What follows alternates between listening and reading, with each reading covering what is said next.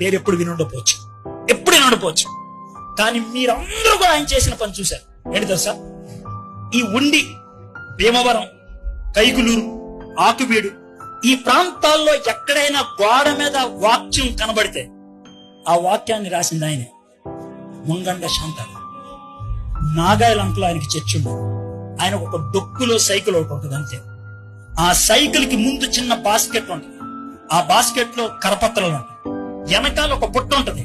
ఆ బుట్టలో రంగు డబ్బాలు ఉంటాయి. అదే ఒక అన్నం డేక్ష, ఒక చిన్న స్టవ్ అంతే. కూర డేక్ష కూడా ఉండదు ఆయన దగ్గర. గంజి అన్నంలో పచ్చడి నంచుకొని తింటాడు ఆయన అంతే.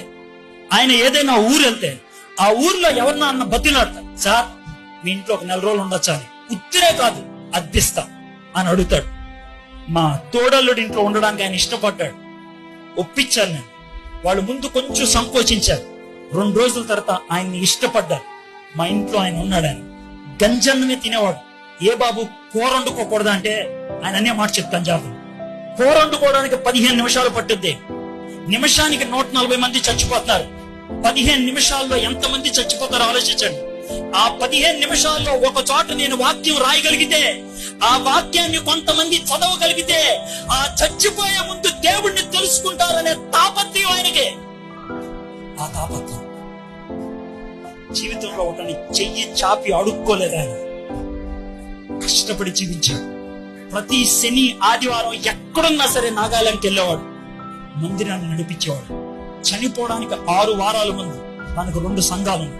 2 సంఘాల్లో పెద్దలు పిలిపించి 2 సంఘం యొక్క బ్యాంక్ అకౌంట్లు వాళ్ళ చేతుల్లో పెట్టి అందులో 2 పెద్దలు పిలిచి వాళ్ళకి ఇంత డబ్బిచ్చి, నేను చచ్చిపోతే నా కర్మానికి దీన్ని వాడండి అని చెప్పి ఆయన ఆటో యాక్సిడెంట్ లో చచ్చిపోయాడు. ఆయన చనిపోవడానికి 6 వారాల ముందు ఈ మాటలు చెప్పాడు. నేను చచ్చిపోతే ఆయన నాకు తెలుసు దేవుడు నన్ను పిలుస్తున్నాడు అని.